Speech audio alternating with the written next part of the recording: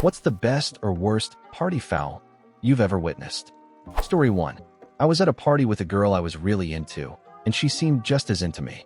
Even though it wasn't technically a date, we were locked in with each other all night. The chemistry was obvious.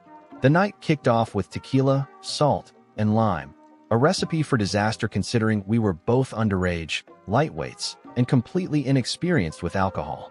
After about 5 or 6 shots, Alberta and I were feeling bold, flirty, and way too confident.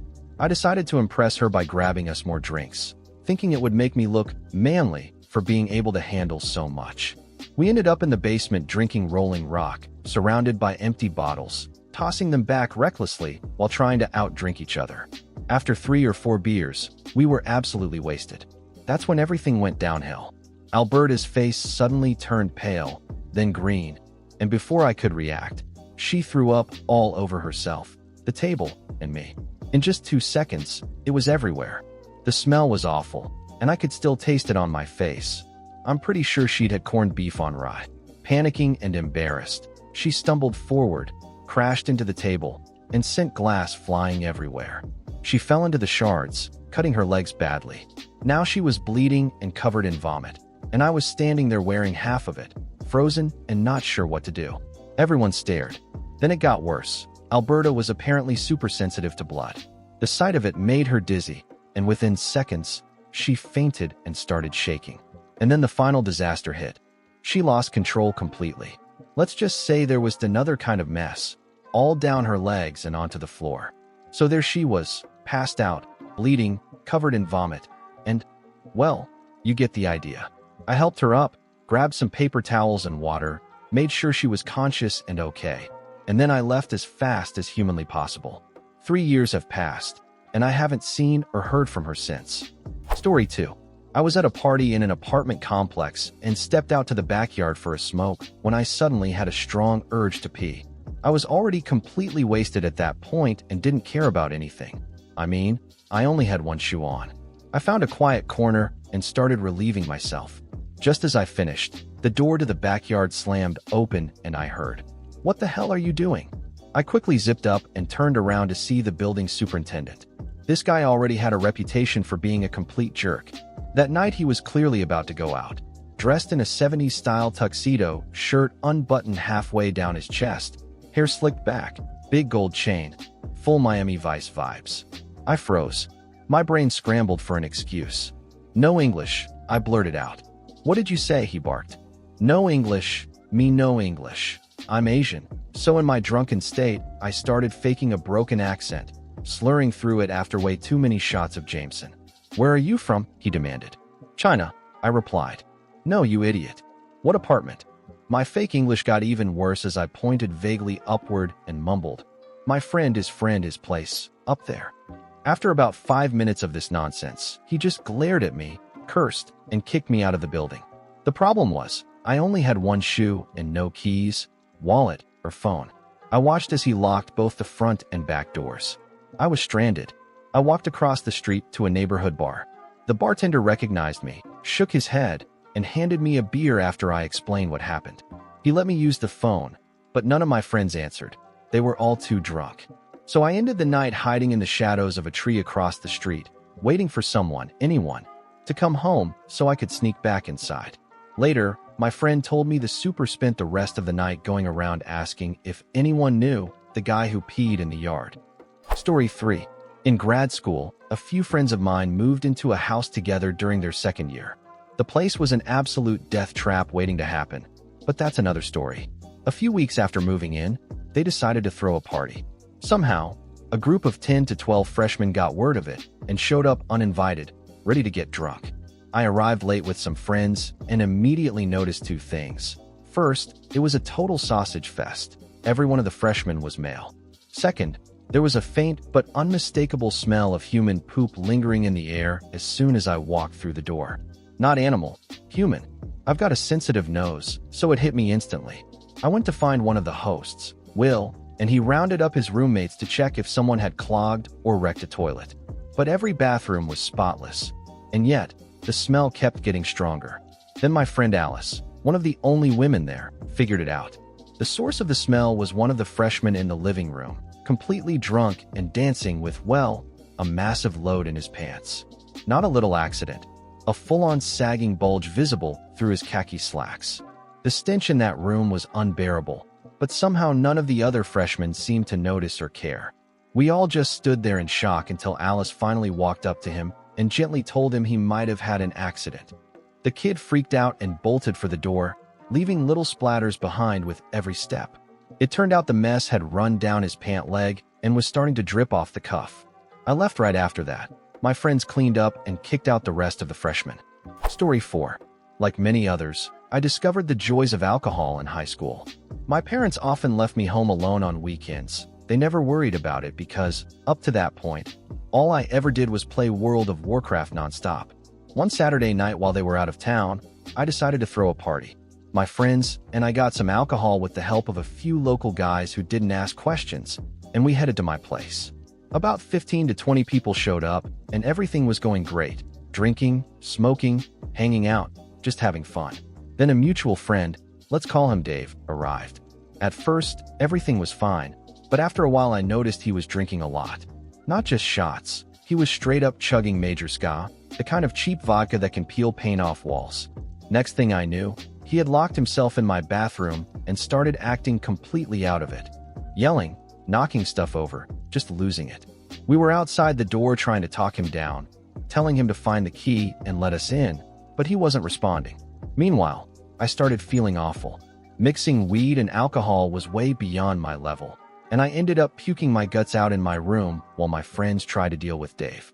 That's the last thing I remember before blacking out. When I woke up around 7 a.m., I opened my door to find total chaos. The bathroom door had been kicked in, the frame was destroyed, the window shattered, and the whole place was wrecked. There were post-it notes everywhere with messages like, "Pray," and "Call US in the morning." I called my friends to figure out what had happened. Turns out, Dave was on several prescription meds for mental health issues, and mixing them with alcohol had sent him into a spiral. After they got him out of the bathroom, he started drinking again and ran out into the rain toward a nearby park. My friends ended up having to physically restrain him, call his parents, and send him home. To this day, Dave still apologizes for that night. He's actually a good guy. He got his life together, quit drinking completely, and hasn't had an issue since. I, on the other hand, was grounded for 6 months. Story 5. I don't know why I'm even sharing this. It's honestly one of the most embarrassing things that's ever happened to me. Back in college, I had a friend from a very wealthy Indian family who lived not too far from campus. In January, his family threw a huge 18th birthday party for his younger sister, and he invited about a dozen of US college friends to come hang out. When we got there, the house was straight out of MTV Cribs, absolutely massive, beautifully decorated, and complete with a fully stocked top-shelf open bar downstairs. The guest list was interesting. Mostly sober high school kids, a bunch of middle-aged and older relatives, and then us, a small group of rowdy college students who clearly didn't belong. Naturally, we went straight for the open bar like it was our full-time job. Before long, we were all drunk, but I was way ahead of everyone else, 2 or 3 times more gone than any of my friends. And that's how I became the star of the worst party foul I've ever witnessed. After what must have been my 40th vodka on the rocks, I was an absolute disaster. I spotted a high school girl I apparently thought was cute at the time. Honestly, I wouldn't even recognize her now, and in my drunken stupidity, I decided to flirt. My version of flirting consisted of saying some wildly inappropriate things about what I wanted to do to her, loud enough for people nearby to hear. It made perfect sense in my drunken brain, but in reality, it was beyond cringeworthy. I vaguely remember complimenting her shoes or something, and then wandering off. That's the last thing I remember. Apparently, I ended up sitting at the dining room table looking half dead. My friend came over, sat on my lap, and joked, Santa, bring me a present." I just groaned and rested my head on his chest. Then he laughed and said, "Hey everyone, look, I'm breastfeeding." And that's when I vomited, all over his chest and lap. The mess didn't stop there. It dripped down onto a very expensive oriental rug under the table. To make things worse, the girl's parents apparently helped clean it up. When I woke up a few hours later, the house was empty. I felt fine physically, but reeked of alcohol and vomit. My suit was completely ruined. It was 4 a.m., and I was somehow still alive. The next morning was painfully awkward. Luckily, my friend took it in stride and even laughed about it. The host's dad just shook his head and said, "It's not a real party until someone throws up." I guess that night, I was that guy. Story 6. I'll start by saying this. The girl at the center of this story had only eaten noodles for dinner that night, and honestly, I wish I didn't know that detail. My friend was hosting a small party at his apartment, and by the time I arrived, this girl had already had a couple of beers and seemed to be in great spirits. Everything was fine until our group decided to start a smoke session. We were using a Swiss perk bong, about 2 feet tall and infamous for being brutal, which is why we called it the home wrecker. We packed half a gram into the bowl, and it only made it a quarter of the way around the circle before it landed in her hands. She lit it up and started ripping hard, and just kept going. She didn't inhale the smoke, just pulled and pulled until she was out of breath, laughing the whole time. When someone asked why she hadn't actually taken the hit, her expression changed instantly. She looked totally confused and embarrassed. That's when it hit me. She had never used a bong before. Then she inhaled the rest of the smoke, which, by our guess, was about 1/3 of a gram since she finished the bowl before it even got halfway around. Within a minute, her face turned ghostly white. We all saw it coming but had no time to react. Suddenly, she projectile vomited everywhere, all over herself, all over the brand new rug, just absolute chaos. Everyone froze for a few seconds before realizing we had to help her get to the bathroom, because she couldn't even stand up. When we tried lifting her, she screamed twice.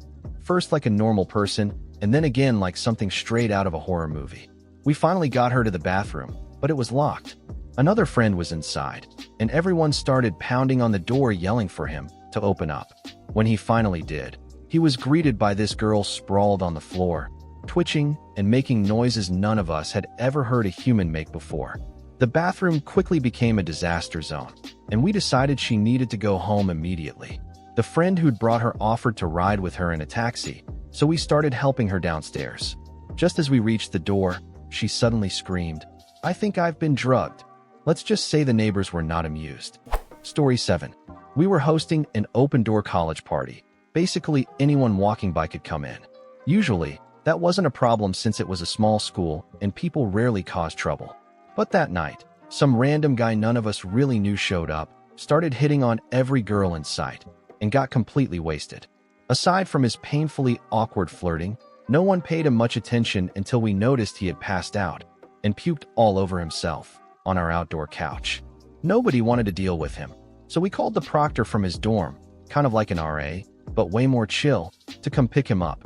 Before the proctor arrived, though, the guy suddenly woke up, stumbled inside, and decided to use our shower to clean himself off, completely locking everyone else out of the bathroom in the process. Major party foul. We were all standing around trying to figure out what to do when he came out of the bathroom completely naked, holding one of my roommate's towels, but not even bothering to cover himself. Thankfully, the proctor showed up just in time and had the unfortunate job of walking his naked, drunken self all the way across campus back to his dorm. Story 8. During my senior year, I lived off campus with 5 friends, and like any good college weekend, we decided to throw a party. A few friends from out of town were visiting, and at some point a group of us walked down to our favorite bar nearby. Later that night, we all came back to the house, except this time, there was an extra person with us. Some completely random girl. The out-of-towners thought we knew her, and we thought they'd brought her along. In reality, none of us had ever seen her before.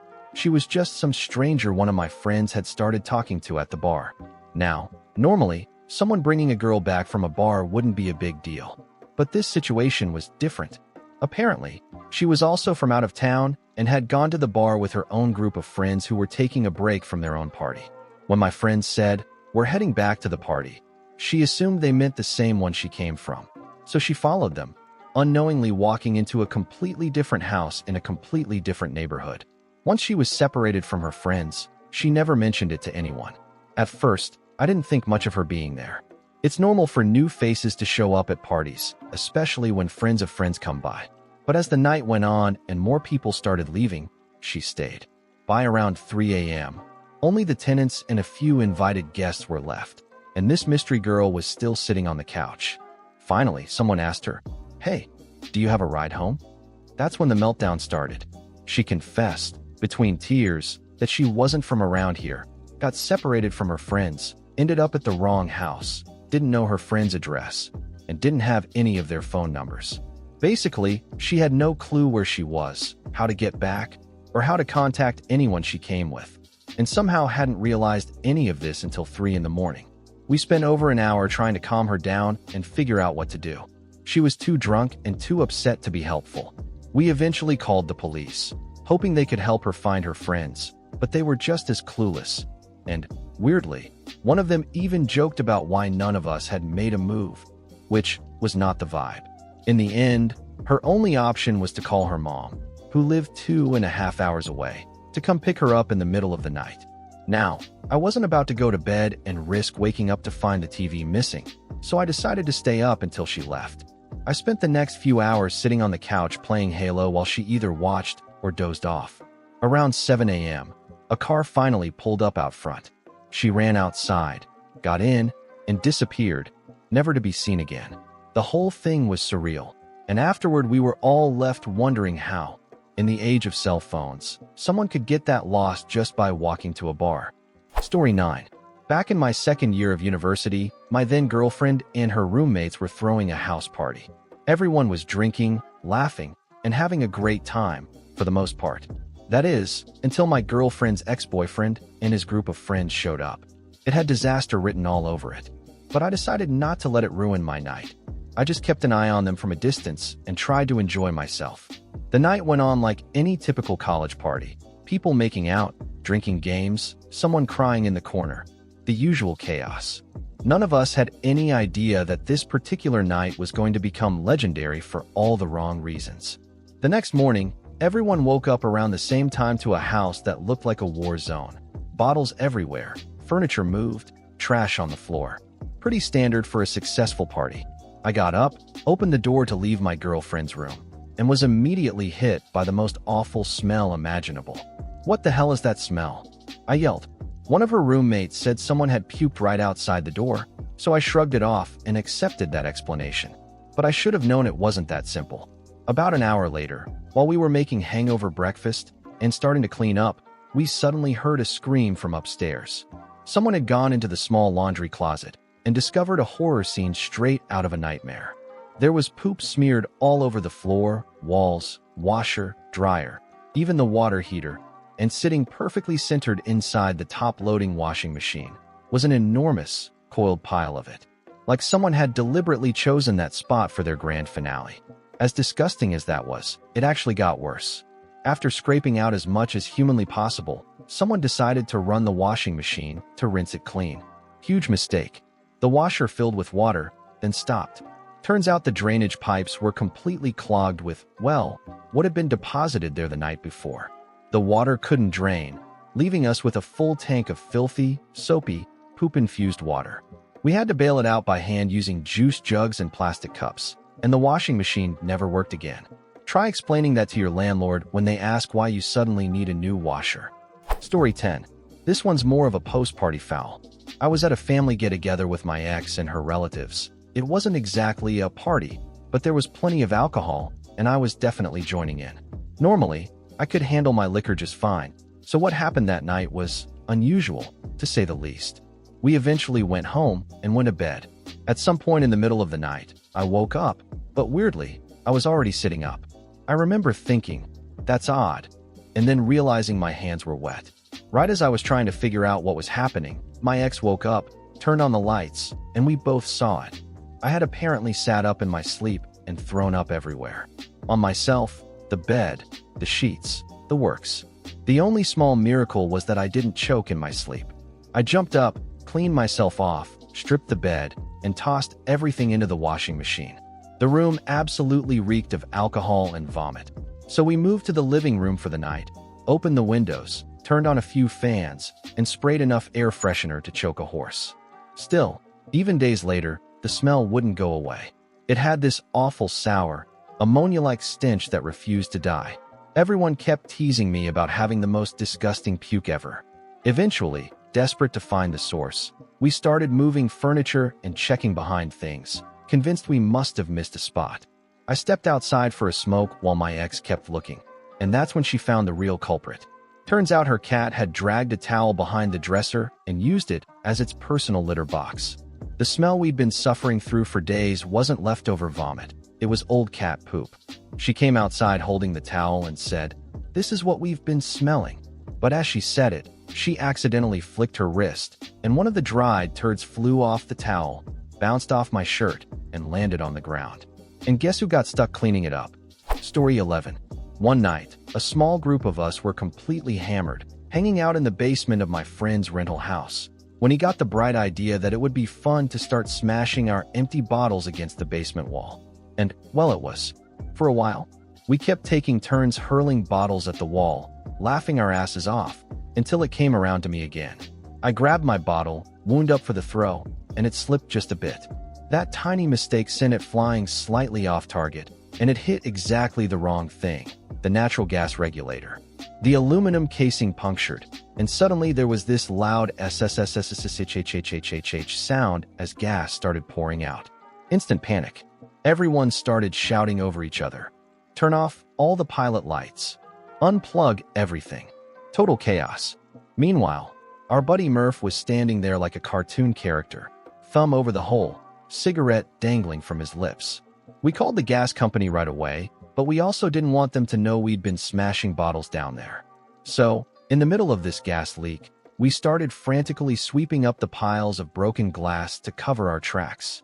Once we thought it looked clean enough, we slapped some duct tape over the hole, as if that would help, and decided it was time to evacuate. Everyone made it outside, or so we thought. Turns out one of our friends, after spending too long in the gas-filled basement, had decided to take a nap on the stairs on his way out. We didn't even notice he was missing.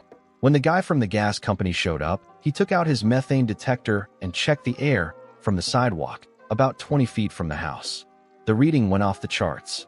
He said that in 23 years on the job, he had never seen gas levels that high. He went inside, found our friend still asleep on the stairs, fixed the regulator, and handed us a well-deserved $1,500 bill. Before leaving, he told us, "If you guys hadn't shut everything off, there wouldn't be a house here right now." We split the cost 50-50. I might have been the one who hit the thing, but it was his idea to start throwing bottles in the first place. Story 12. I was at this funky electro club in college at the University of Florida called Spank. I was dancing with this girl, and we were really hitting it off, totally in the zone. Out of the corner of my eye, I noticed an old-school projector screen on the wall, the kind teachers used to have that snaps up fast if you release it the wrong way. Naturally, after about 8 drinks, I thought pulling that screen would be hilarious. So I gave the cord a good yank, and the screen shot up just like I expected. What I didn't expect was that one side of the massive 8-foot, 40, 50-pound projector casing would come loose from the wall. It swung down like a giant metal bat straight toward us. I dodged it, but the girl didn't. It smacked her right in the face. She immediately clutched her nose as blood started pouring everywhere. All over her, all over me. My drunk brain went into panic mode. I thought I'd just seriously injured this poor girl I was trying to impress. We managed to stop the bleeding with paper towels, and I went to the bathroom to wash off. When I came out, the only other guy in there saw me covered in blood and freaked out, clearly thinking something much darker had happened. Despite everything, the girl was surprisingly chill about it. The club owner promised her free bottle service for the rest of her college years as an apology, and she actually wanted to stay and keep dancing. We were both still completely wasted, and at one point I accidentally bumped into her nose again, instantly reopening the wound. Blood everywhere. Again. The next morning, she texted me from the hospital. Luckily, her nose wasn't broken, but she told me I owed her lunch and added, "If it had been broken, I would have killed you." Story 13. This one's a bit late to the party, but here goes. One night my buddy Marty and I went out to a nightclub and got absolutely hammered. We were having a great time, met some girls, danced, drank way too much. When the club closed around 2 a.m., the girls invited us back to their apartment, which, luckily, was within walking distance. So off we went. Somewhere along the way, as the alcohol haze began to lift just a little, we realized these girls weren't exactly what we'd call our type. Marty decided it was time to hit the brakes, but instead of just leaving, He noticed they had a real wood-burning fireplace and suddenly announced that he was starving and wanted to cook hot dogs over the fire. The girls weren't thrilled about the idea, but Marty could be incredibly persuasive and somehow talk them into it. Then it turned out they didn't actually have any hot dogs. "Isn't there a convenience store around here?" Marty asked. There was. So off the girls went to buy some, leaving us, two drunk strangers, alone in their apartment. Why we didn't take that opportunity to leave, I'll never know. Pure logic, I guess. They eventually came back, a fire was lit, coat hangers were bent into makeshift roasting sticks, and the indoor barbecue began. By that point, I had sobered up enough to realize this was a terrible idea, so I sat on the couch and watched the chaos unfold. At first, everything went fine. They were laughing, roasting hot dogs, having fun. Then the fire started to die down. Marty, ever the problem solver, decided to help by throwing another log on. He didn't quite get it positioned right, so he grabbed the poker to fix it, which, of course, only made things worse. The whole stack of logs collapsed, sending burning pieces tumbling out of the fireplace, scattering embers across the mantel, and finally landing all over the girls' pristine white carpet. Cue the screaming. Everyone panicked. Marty, thinking quickly, but not wisely, grabbed the burning logs with his bare hands and tossed them back into the fireplace. The girls started trying to pick up smoldering embers with their hands. Marty spotted the built-in vacuum system, the kind that sucks everything into the walls, and shouted, "Hang on, I got this." He was about to vacuum up burning coals when I finally stepped in, realizing this could easily end with the entire building going up in flames. We managed to stop him and spent the next few minutes picking up glowing chunks of wood and ashes, throwing them back into the fireplace, and trying to stomp out the scorched patches on the carpet. When it was finally under control, we just stood there in silence, staring at the giant blackened burn marks. Marty broke the silence with a cheerful, "Well, it's late. We should probably get going." No one argued. We put on our shoes, said a few awkward goodbyes, and left. For the next few weeks, we kept wondering if we'd told them our real names, or where we worked, and how much replacing that carpet must have cost. But they never called. Good times. If you enjoyed the video, don't forget to leave a like and subscribe, activate the notification bell, and share a similar story or anything you'd like to say in the comments. See you next time.